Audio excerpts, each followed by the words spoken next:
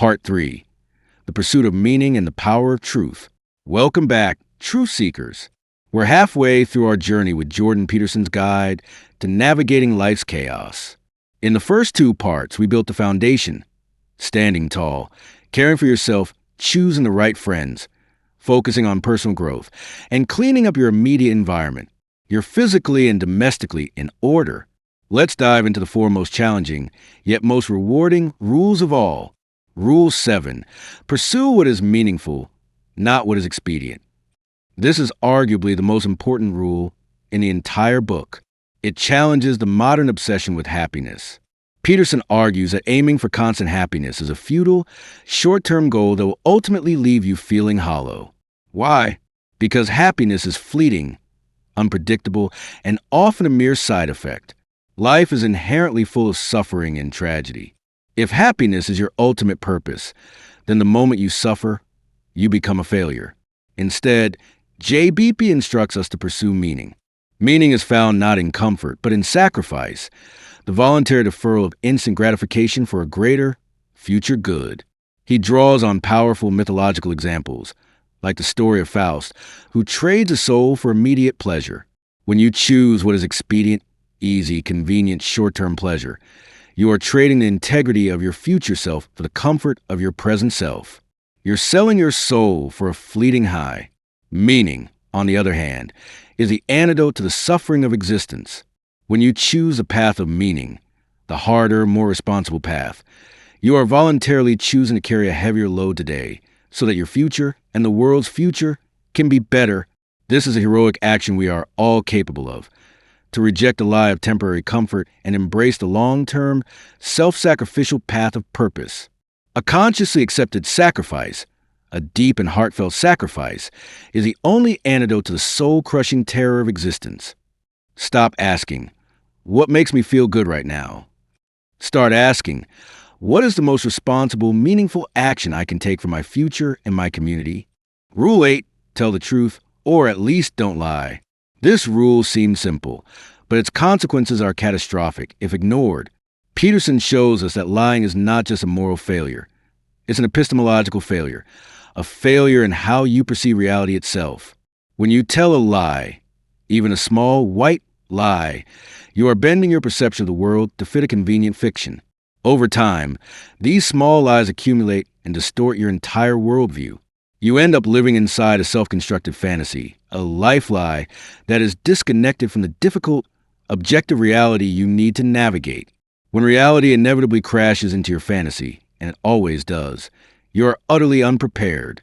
This is the source of paralyzing anxiety and deep bitterness. The solution is radical honesty. You must, above all, be honest with yourself about what you believe, what you want, and where you're going. If you don't know what you want, you are doomed to be perpetually tossed by the winds of fate. Telling the truth is painful. It requires confronting fear, admitting error, and possibly destroying your current life arrangement. But Peterson promises that the truth is the most powerful tool for shaping your future. The truth is something you pursue. If you betray yourself, you are doomed to be betrayed by others. Dare to speak your personal truth. It will hurt, but it is the only way to escape the life lie and build an existence that is sturdy and resilient. Rule 9. Assume that the person you're listening to might know something you don't. If Rule 8 is about speaking the truth, Rule 9 is about listening to it. In an argument, most people aren't listening to understand. They are listening to reload their next verbal shot. They assume they already possess all the necessary information, and the conversation is merely a performance to assert their dominance. Peterson argues that genuine thinking is extremely rare, and true listening is its necessary precursor. Every person you encounter is a repository of unique experience, perspective, and information that you do not possess.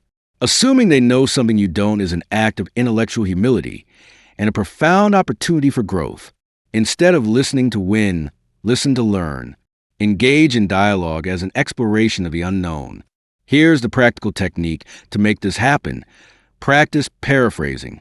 Before responding to someone's point, summarize what you think they said and ask, is that right?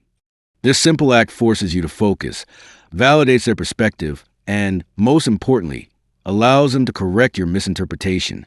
When you approach conversation with a genuine desire to be proven wrong, you stop wasting energy defending your ego and start acquiring knowledge. Rule 10. Be precise in your speech. The final rule in this section ties together all the principles of truth and order.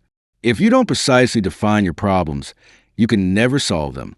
Most of life's daily chaos, the low-level anxiety, the marital tension, the workplace stress, stems from vague communication. Think about a conflict you've avoided. Is it about a massive issue or 1,000 tiny, unexpressed grievances? When you fail to articulate your pain, your resentment, or your specific problem with precise language, you allow that problem to remain a vague, monstrous shadow in the corner, part of the chaos you refuse to confront. Language, according to Peterson, is the greatest tool humanity has for carving order out of chaos.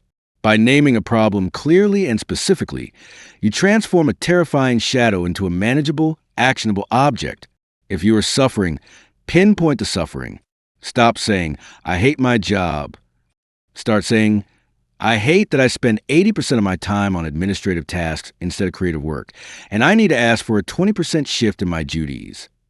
Precision gives you a target and a solution.